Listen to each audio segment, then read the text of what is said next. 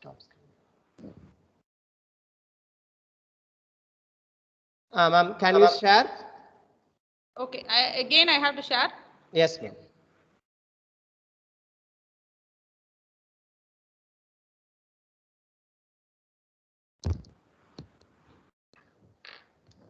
Sir, now it is visible, right? Yes, ma'am. Yes. Okay.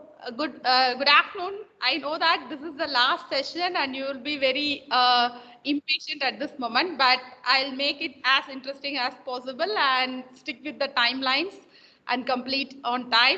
So this is Ramalakshmi, and today we will be discussing about, I think last topic that was discussed was about RNN. So I'll start what is the drawback of the RNN, why we go for LSTM. So my area of interest today is long short-term memory. Okay, so before going to that, I wanted to give you a small story that captures your attention. Why I am interested on machine learning. See, nowadays you all know that since the start of the pandemic, for everything we need some kind of motivation to be done, or we need a motivation. So this is one of that kind of motivation which led me towards studying machine learning, and this is published exactly on my son's birthday, second son's birthday, that is April 10th and 2020. And she has been talking about this for the past, from 2016 I have heard her TED Talks, and this is how she visualized the moment she visualized the black hole using the machine learning concept, and she has used different telescopes, and she has brought a live picture of a wormhole that is present 55 million light years away from the Earth, and for it is really impossible for a human to achieve this height. This is like one of the greatest achievement that we have done earlier. So the AI and the machine learning has come to the point that it could visualize anything which is incapable of a human brain to assign and develop, right? So that is a motivation for me. I started following her and her work. So that is you all know that how this black hole was being done, and all the images have been circulated and most tweeted. It was 2020 most tweeted image also, and it got viral, and that is my motivation. So let us now jump into the topic right now.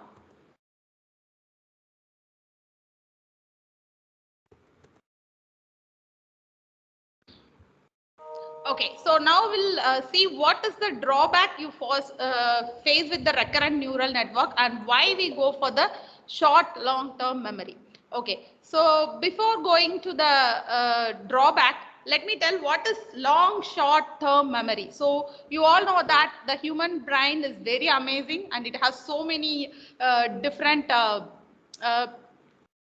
exploring types and different types of imagination, decision making. It is capable of doing 74 trillion operation, that is combination of decisions could be done by your human brain. The Tesla owner Elon Musk has stated that your brain is the supercomputer. So he has a Tesla the Tesla is driving by a superpowered artificial intelligence system, even though he is now saying that your brain is the super machine which could do 74 trillion operations per second, whereas his system could do 73 trillion operations per second. So that is how our human brain is. So your human brain is also capable of storing the information. See, sometimes you feel that some of the information you wanted to remember, you forget.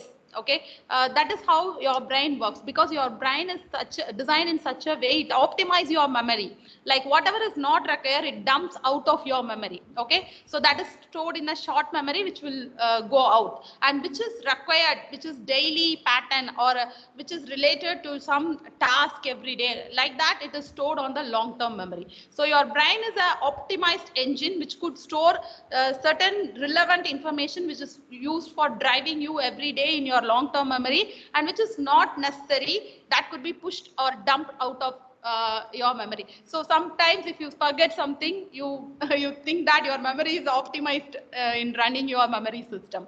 But sometimes we also forget our car keys, important documents. That happens, but still your memory is on training phase, so it will do it, right? So that is how the long short-term memory process works. So that is a little introduction about your long-term memory and short-term memory. Long-term memory usually stores all your experience connected with some operations, and it is in a repeated pattern. Okay, that is stored on a long-term memory. Short-term memory has a which has a little weightage or information that are showed in the short term. For example, your everyday breakfast, when you are driving the car which is passing through yourself, that will be stored in your memory for seconds or minutes. After that you will forget. So that kind of information are stored in the short term memory. Long term memory, that you involve yourself, like studying or experimenting, or some beautiful moments that you have captured on your mind. All this is connected to your long term memory. So this LSTM is purely designed in such a way it works in long and short term memory concept. We'll see that how it works. Okay, now coming to the recurrent neural network, I hope ma'am would have told you about how this works. Recurrent neural network work, what is the architecture of it. So I'm just going to a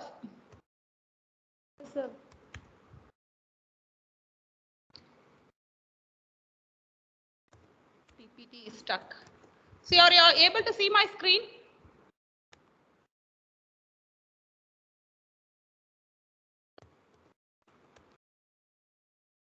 Okay. So now when you talk about your back propagation network, why we go for, before going to the drawback, I have to tell you what is back propagation network. You all know that what is back propagation. Still, I'll tell you what is back propagation network. See, when your expected output, okay, is not matching your predicted output, what we will do is we will communicate the weights, ask the layers to adjust their weight. We back propagate the weights. While you are back propagating, you cannot back propagate the weight as such. So what we will do, otherwise your neural network will explode. So what you will do is you will back propagate by taking the differentiation of the weight. So the small portion of the weight is asked to be updated in all the layers, and it goes from the final layer, that is your softmax layer or a final activation layer, till the first layer.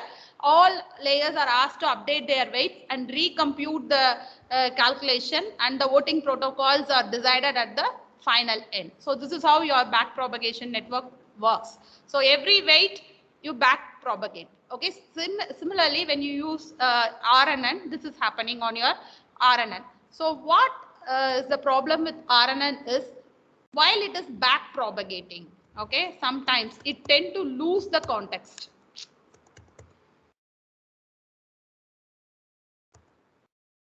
So are you all able to see my screen, sir?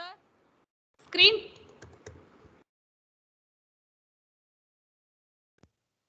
Sir, are you all able to see my screen? Yes, ma'am. Forward propagation, and after that it is stuck. That's why I'm asking. Yes, ma'am. Yes.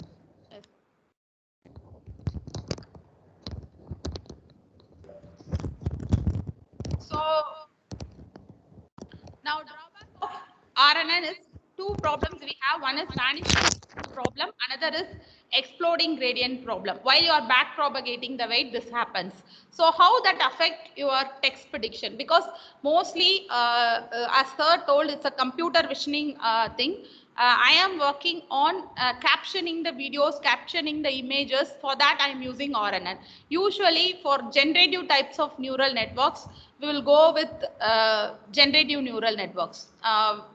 GAN we call it as, but for images. But for the text, okay, we use RNN. So here I'm going to tell in the concept of text only, not on the image part. But later I'll discuss how we can train an image, through an image, how we can train a text. That we will be discussing on the later part. So now you can see that there is a sentence called cat sat on the wall and had a food, and you have so many other lines and it was full. Okay. Now my question is, are you talking about a cat or are you talking about a wall? Because you have so many informations in between, your RNN will lose this context. RNN lose not only in this, but if you have complex data, like so many different types of informations are coming, then your RNN is surely going to lose the context. So that comes the picture of LSTM. So why this RNN is losing the context here? Either you are talking about a cat, or you are talking about a wall, or you are talking about a road, or you are talking about a boy. So some statements are like that in between. It get confused because there is a complexity of the program is going high, and also the length when it grows. Okay, along with the complexity, RNN finds it difficult to do the predictions properly. That is because of this two problem, and this problem we call it as a vanishing gradient and exploding gradient problem. So what is vanishing gradient problem is, so when you are back propagating the weight, at that time what happened, you take the differentiation of the weight, so that is added to the original weight and it is communicated back. Okay, you are taking the differentiation of your weight. So here what happened here is, sometimes what you back propagate goes very negligible. Okay, it's become very 0.000 like that, 10 to the power of 12 or 10 to the power of 10, it becomes very negligible, so that no weight updation is done at all at the lower layer end. Okay, so what happened, every time expected output is going to be wrong and your error rate is going to go up. Okay, so your prediction will not be correct. So this we call it as a vanishing gradient, because the weight is diminished. Okay, next one is exploding gradient problem. Here what happened is, your weight is differentiated, but what happened, even though you differentiate your weight, it becomes even if it's a large number, it is not, the differentiation is not going to reduce the number so much. So what happened, the number is going to be high only. Okay, so it is far more greater than 1. Okay, and so the weight after differentiation also, the weight is not going to be reduced so much. So what happened is, it is again creating a problem that it will explode. Okay, so it is also going to do a wrong prediction. Okay, the weightage of the same word will be, same prediction will be done. When you have exploding gradient, same word will be repeated. Okay, so this is the problem with the exploding gradient. So these two problems are the major problem when your RNN is complex and lengthy. So that's why we are moving for the next architecture, that we call it as a LSTM.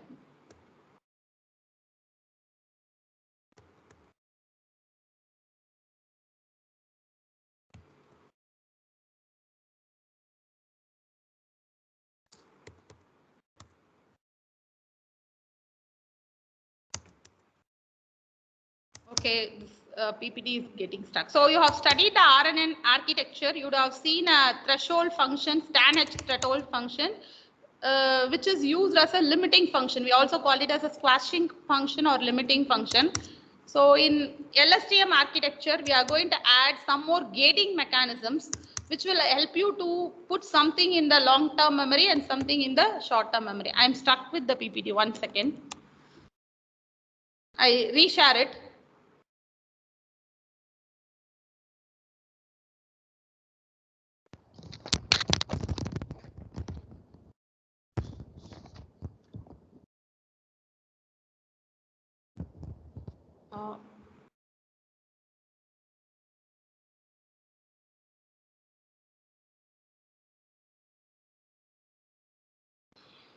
Okay, so now let us take an example of a children's book. Okay, in that we have very simple statement like Dow saw Jane, Jane saw Spot, and Spot saw Duck. So this is a small dictionary which has 3 different names like Dow, Jane, Spot. Okay, and now we are going to see how this will make your RNN work and LSTM work. Okay, if you use RNN, what happened? New information you will give as an input, and previous prediction, always this is a sequence kind of data. Your current prediction is always dependent on the previous prediction. So the previous prediction is also given. So this both will help you to do the proper prediction. If name comes, either saw or dot will come. Okay. If saw or dot is coming, name will come. Okay. So you can see that your previous prediction and current predictions are being used to give. See, when you use saw or dot, then the name will come. Okay, so that is the prediction. So that's how your RNN work. But when RNN is having a big statement, suppose here we have a very small context only. When you have a big complex context, your RNN tends to give data like this.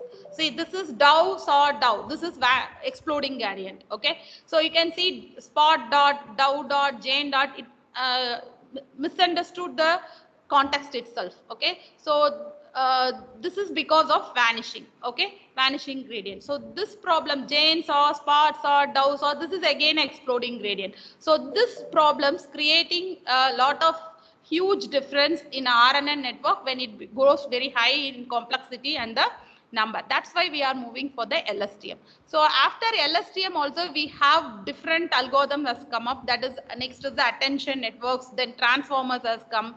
So all this is improvement. So today our context will stick with LSTM, then we will move on for, if time permits, we will move on for the next. Okay. So now this is the problem with the RNN because it is doing a wrong predictions. You cannot go with this wrong prediction. So we are moving for the next.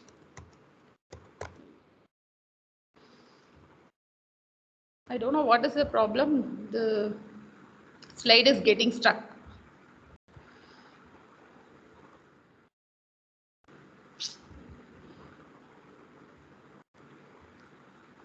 Sir, is this okay? I'll keep the slide on this mode. When I go for yes, ma'am. Okay, ma'am. Okay, ma'am. Because when I go for this slide, Okay, no problem. presentation, it's getting stuck. Okay, now let us see the, this is your previous RNN architecture where we have only one neural network and a squashing function. Okay, now we are going to have one more gate. Okay, 4 gates we are going to add in this mechanism. One more neural network I am going to add. Whatever is given in the box is nothing but a neural network. So this neural network will explode. That's why what we are doing is we are squashing it using some function like TANH or sigmoid. This is sigmoid function. This is TANH function. We will squash the output so that it won't explode. So it will stay between 0 to 1 or 1 to 0.5, like that we will squash it. So here second, this was your part of your, what you have studied right now is this part alone you have studied. Now we are moving for the, so this is your part of the RNN. This is only the part of the RNN you have studied. So along with this, now we are moving for a addition of new neural network for adding a gating mechanism. So what is the use of this gating mechanism? That allows you to remember and forget something. So when the predictions are coming, okay, this gating mechanism, what it will do is this, when you send a whatever prediction is coming from here, a copy of the prediction is passed to this neural network, and this neural network will try to find the context and try to remember something and forget something. Okay, so forgetting and remembering taking place on this. Okay, how will you do this forgetting and remembering? How this neural network is doing? That is through this gating mechanism. What is gating mechanism? You all know that when there is a large crowd, when I open the full gate, what happens? Everybody can come in. When I use half of the gate, some people will come. When I close the gate, nobody can come. Same thing we are going to do here. When you multiply with more number, you are going to open it fully. When you are multiply or addition, okay. When you are going to do with a smaller number, you are going to make it harder. Okay, like that gating mechanism here. So here you can see that 2 different type of gating is there. This we call it as a point multiplication, and this we call it as a point addition. Okay, this 2 gating mechanism will help you to forward the information toward the next level. So here you can see that whatever this mechanism is doing, okay, forgetting and remembering. So this is also giving some information to your next level. Okay, this forgetting and remembering something and passing it to here is done through this gating mechanism. So you can see this is point multiplication. So what is point multiplication? You can see here. So if you multiply with a bigger number, you have a highest weightage. Okay, this you all know that all deep neural networks is a black box. Okay, we don't do anything. We just assign layers. You assign tasks. You prepare the model. You give the input data, hyper tune your parameters, and you will get the output. You don't know how exactly it is doing. See, your network will learn by itself.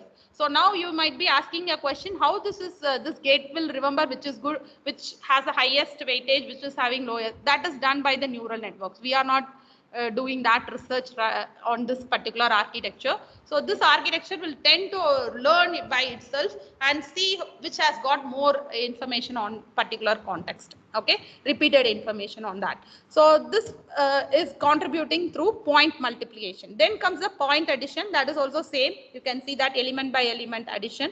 So it is doing it's like matrix multiplication. So that is array multiplication. It is done.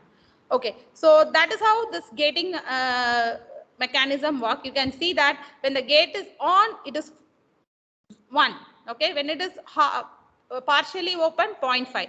When it is closed, it is 0. So this is how your gating mechanism works. So when it is fully closed, no data will be remembered. Okay, so when it is half, it has some importance. When it is full, it has a higher importance. Like that, your gating mechanism try to remember and forget the data through this forget gate. Okay, that gate is called as named as forget gate.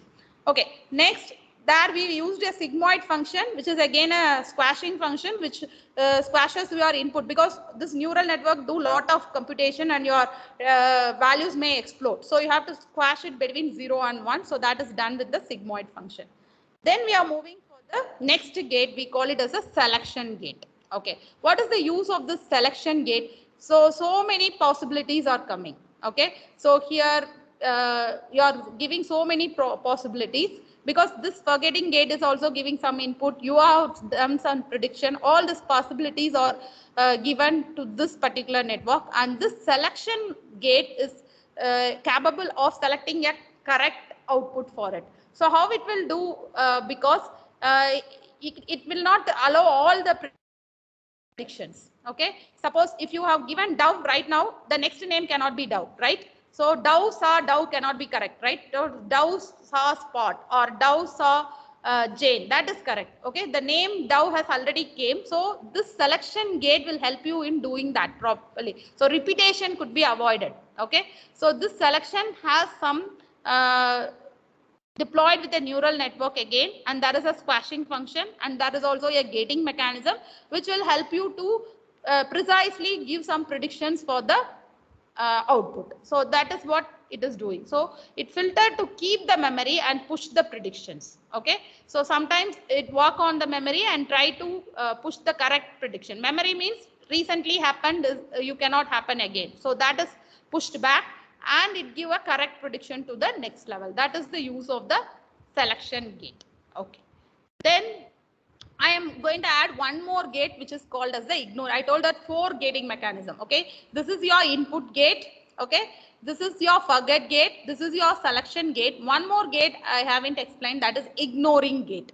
What is this ignoring gate? Because all these gates are trying to cloud your probability of so much of possibilities. Okay, your neural network will be giving so much of possibility combinations. Okay, to this gating mechanism will help you to reduce that possibility. The clouding could be reduced by this, so that we call it as a ignoring gate. This is also helping you to give the correct prediction. So now 4 gates: input gate, ignoring gate, forgetting gate, and the final is the selection gate. So this all mechanism work together and help you to do the data. Now let us take an example and see how this works. So now I have given a input like this is seen already. Jane saw Spot has been read already. Now this will be there in the prediction. Okay, now next I am giving Dove. Okay, now what is the next word? How your mechanism work to select it? So Dove is given as the input. So input is going through here as Dove. Okay, so previous predictions or context that stored in long-term memory is the 3 names. So these 3 names are there stored on your information. Now this is going. Okay, so now Dove is the input and saw is the prediction.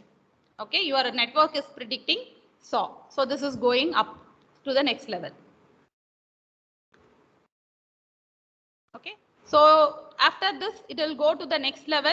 Here ignoring, nothing is going to be ignored because it is not a very big statement. So same thing is passed to the next level, and this also goes to the memory mechanism. So since it's the first time, this information is going here also. So forgetting gate is also not giving any, since it is the first time, it doesn't have any suggestion now. So it goes through again to the next level. So it is go to the crosses the forgetting gate also. Okay, then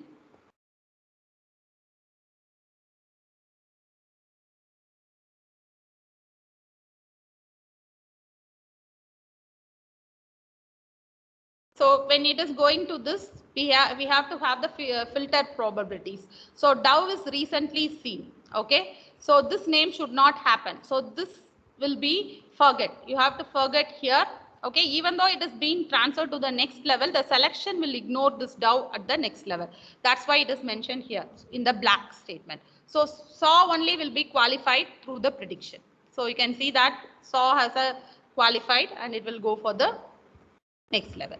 So now SAW, when you SAW will be predicted and it will be given. After SAW, now you have a SPART or Jane has to come because Dow is already has been given. So so next prediction also it is giving either Jane or SPART will come. After SAW has been predicted, so same mechanism it will go. See, same thing is happening here. 3 names are being qualified, but Dow is already saved on your long-term memory, so it ignores Dow. Okay, so Jane and SPART alone is qualified and it is going for the next level, so that you are getting the correct prediction as the output. So this is how your LSTM work. Let us go on for the hands-on session now. How same concept I'll explain on the hands-on session. So I have done in a collab sheet. So here you can see that. Are you able to see my screen?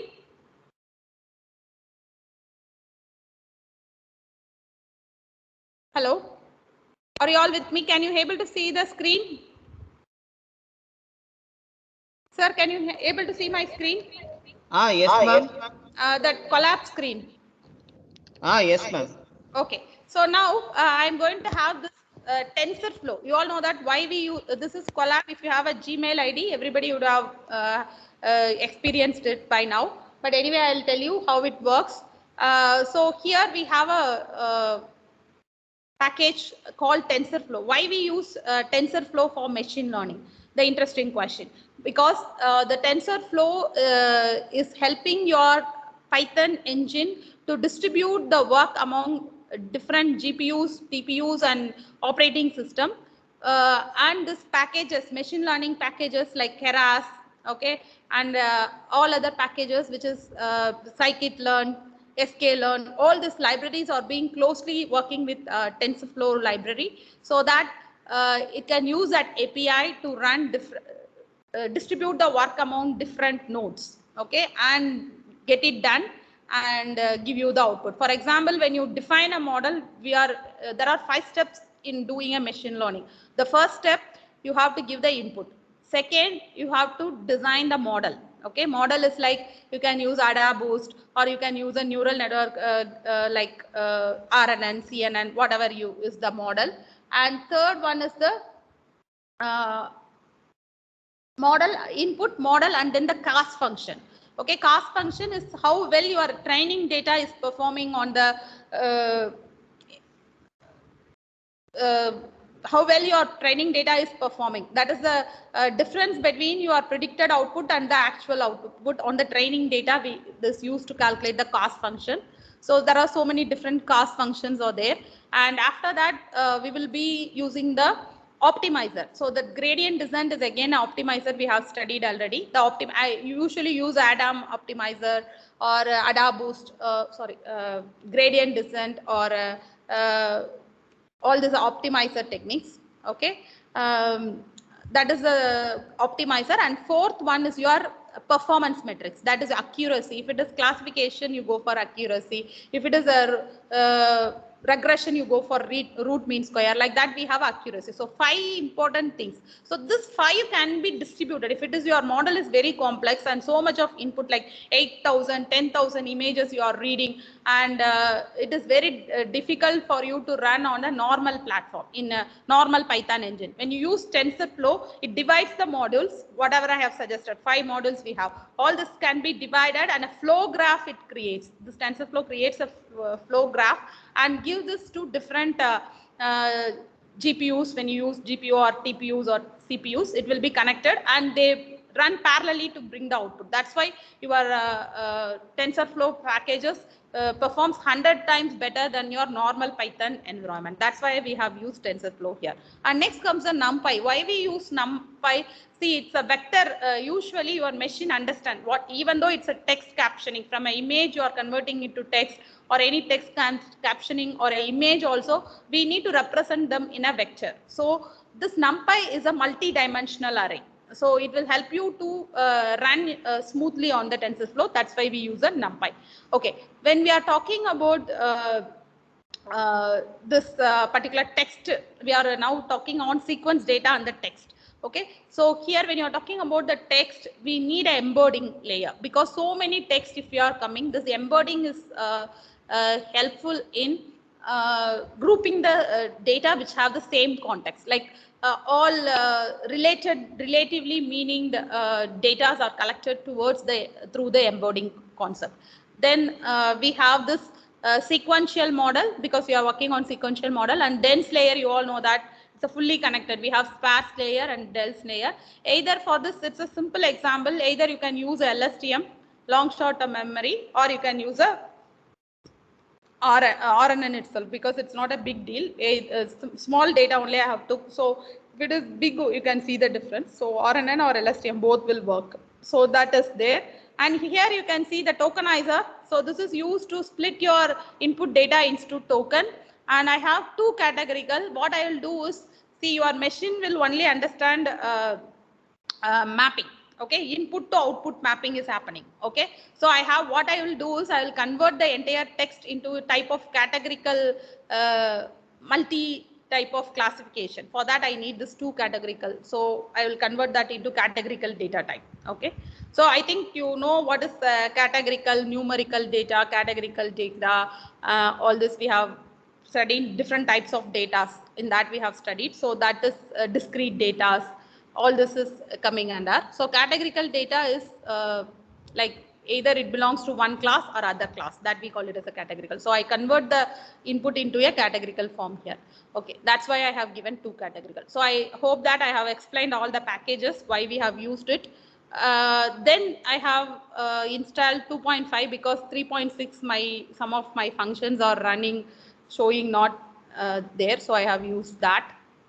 Okay, now this is my input. I made it very simple, because you all can, beginners, if some of you are beginners, it will be easy for you to implement and see. Simply I have given an input data about RNN and LSTM, and all this is a text. Now I have what first pre-processing I will do is, I will convert this text into first as a numbers. How I will convert? I use tokenizer class and split this input data and convert that into a sequence of array. Okay, so you can see this, that data is called encoded data. It's a sequence of number. You can see all is assigned number 8, recurrent 9, like that. Some of the numbers are repeated. You can see 1 is repeated. So that is that. So all means everywhere 8 for all. Okay, the is 1 means everywhere it is 1 only. The, like that it is created a sequence. Okay. So sequence number is created. Now what I will do is, so I am checking the size of my 9, because it's in the array, it starts from 0. I put +1 so that I know 39 it's the size. Okay.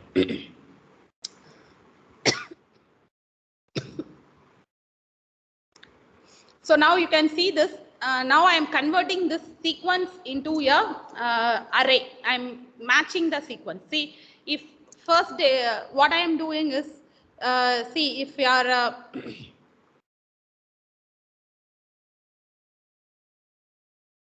One second, I'll show you what I am trying to do here is. See, if I have 0, 1, 2, 3 and 4, suppose like this, 4, 5 is there. What I am trying to do is, if I give 0 and 1, I mapped as one sequence. 2 and 3, one sequence. Okay. So 4 and 5 like this, one sequence. So I am mapping that. Not only like this, you can map like 0, 1, 2 as one sequence. Okay. So if you give this input, it will give 3 as the output. Okay, this is your x. It is mapped to your y as 3. Okay. Similarly, I have grouped them so that it creates a sequence. Okay. So for trying to do that only, we have done this. So this number prediction, suppose I am doing a number prediction. If I give input 0, 1, 2, it will say your output is 3. Okay. This is how I am mapping. So similarly, we can do it for images also. A image under text, you can map like this. We'll talk about it later. Okay. So now only we will understand this, how this is going on. So this is how it goes. So that's why I have grouped them. Okay. So I have mapped at a pair. Okay. Pair of sequences. So if I give one, it will say the other. If I say RNN, it will say LSTM. Like that, I have grouped. Okay. So as a pairs. So now I am defining my X and Y values. Okay. So X is RNN means Y is LSTM. It will map like that. I have X and Y. I have splitted them. The whole thing I have splitted into sequence. Then I convert the Y into a categorical variable. Okay, so its size of the vocabulary is 39. So my array will be having 39 different combination. You can see that. See, first one is set to 1. Okay, so it's like I am converting that particular number value into, see, for all.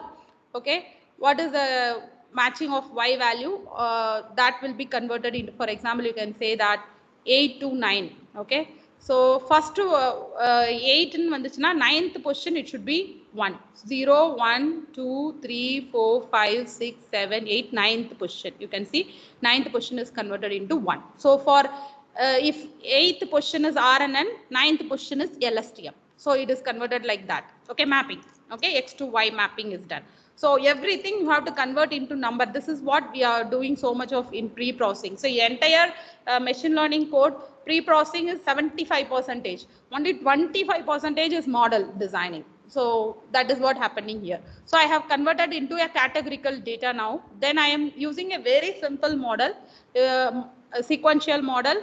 And first, always when you are using a text data, NLP data itself, first layer is embedding only. So this will reduce your context. Okay, it will group the words and keep as an embedding layer, then it is easy. Then I have added only one simple LSTM which has 50 nodes, LSTM network which has a 50 nodes. Then the output layer. Okay, only 3 layers are there here. You can see that one input layer, one LSTM. We can go on adding number of LSTM layers. Since the complexity of the data is very less, I have used only one LSTM. And also the running time will be easy for you. When I share this sheet, you can easily run and check how it is working. So that's why. So you can see that I have only 50 nodes as a nodes, and you can see that dense layer is my output. Okay, since I am using categorical, I have used softmax. If I am using regression type, sometimes you will use regression also. At that times I will use ReLU, rectified linear unit. Softmax is mostly used for multi-classification. This problem I have converted into a form of multi-classification. That's why we use softmax here. Okay, so that is what the softmax is doing. So then you can see the summary of the model that is given here. Okay, totally I have 14,579 parameters. Okay, trainable parameters. Okay, this is being given. Your embedding layer has 390 parameters. See, I have chosen the input length as 1 and 10. Okay, shape, output shape as 10. So that is 390 it is coming, because 39 parameters I have. So 39 into 10, it's become 390. Okay, and 50 nodes we have. So your LSTM is giving this. Okay, so you need fully connected dense layer. So we have this. So we have dense layer and sparse layer. Usually we use output layer as dense and hidden layer as sparse. Okay. Now this is being given. Now I am going for the next level, that is compiling the model. So I have used categorical cross entropy as my loss function. Usually I told there are different types of loss functions are there. We have used cross entropy. So different types of cross entropy is there. You can go and check in the TensorFlow Google page. So different types of entropies are there. And then optimizer, I have used Adam optimizer. Stochastic gradient descent also you can use. So what is the use of this optimizer is, this optimizer will help you to optimize. See, when you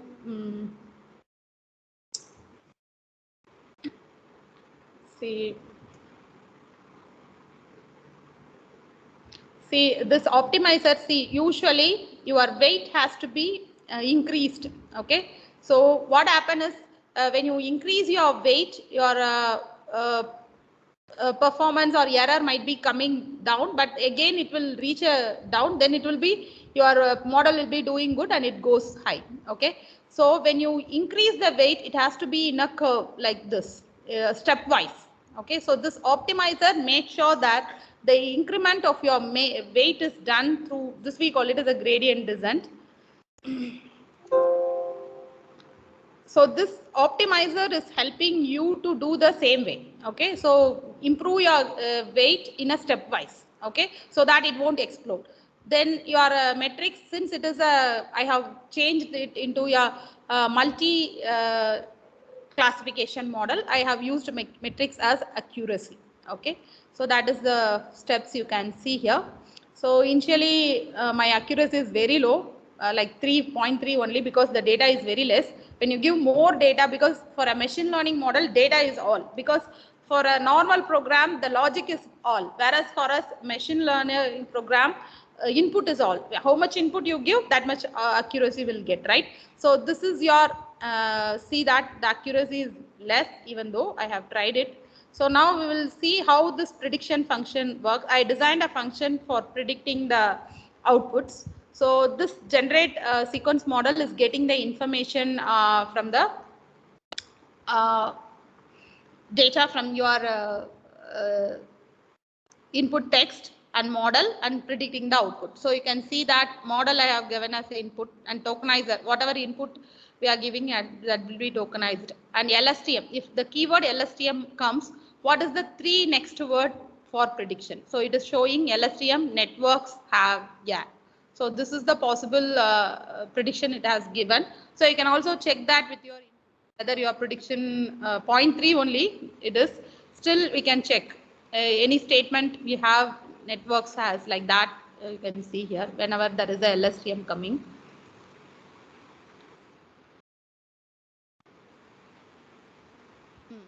You can see LSTM, after that networks it's coming. So somehow your prediction is going good only. So you can see here it's also predicted.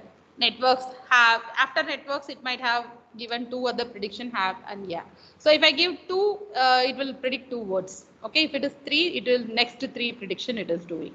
So this is how your LSTM model is being given. I will share the copy of this Excel sheet. You can try to do a simple program like this, and you can build a complex model.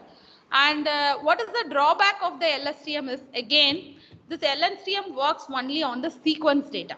Like, see, if your data is very complex and have so much of information on it, and then this LSTM also might fail due to gradient descent. Okay, so because even though you have so many gating mechanism, all this is being deployed, there is a possibility that it could also fail. So that's why we are going for the next level, that we call it as attention networks. In that, what happened, the text are being analyzed in 360-degree. Okay, so first word is taken, it is mapped to all the context. Okay, second word is taken, it is mapped to all the context. So this attention network cannot be, it's not like LSTM or an package you cannot include here.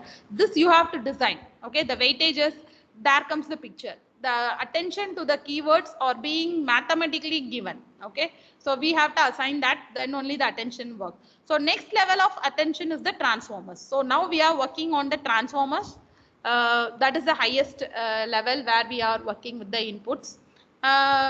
Basically, that in computer versioning, where we use RNN and LSTM is for image captioning, video to text. When you are analyzing the video and converting them into text, we use this because parallel mapping. Okay, image and the text we match and generate. At that time, we use this LSTM. So as such, LSTM is not very much of useful on images. Okay, so image and text, when you are working, we will come up with LSTM. So for example, medical report generations, seeing on the images, or you are going for the video analytics activity on the video. If you are want to check or analyze it, then you go for LSTM networks.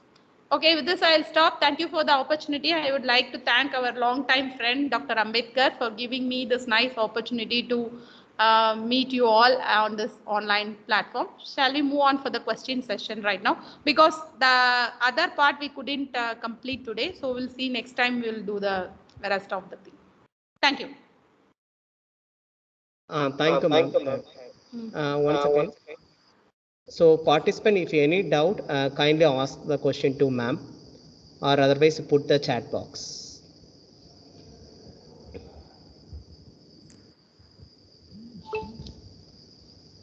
Participants.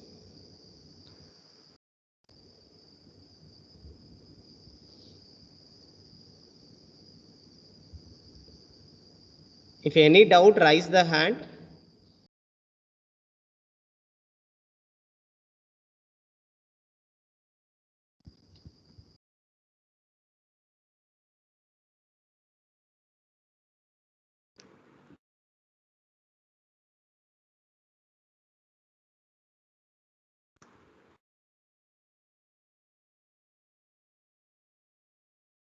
Participant, if any doubt recording this session.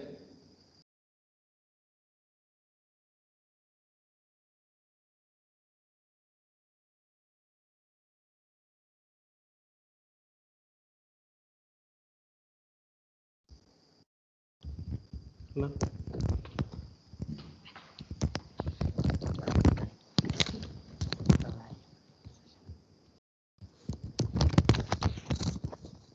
Thank you, ma'am. I think participants have no doubt. Thank you so much for your wonderful session, ma'am.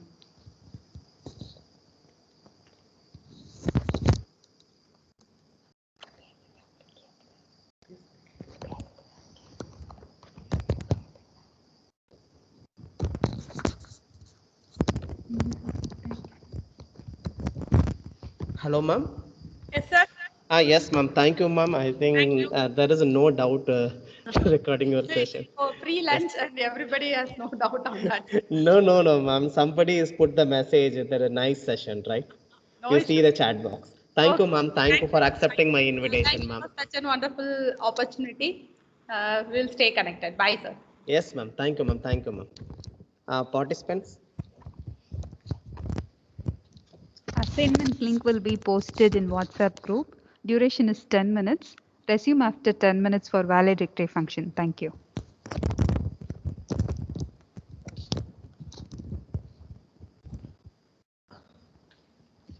Participants, kindly check the WhatsApp group, right? So I will give the last test, right? Assignment test. So the time is test time is only 10 minutes duration only, right? After 10 minutes, kindly assemble to the validity function and feedback session, right?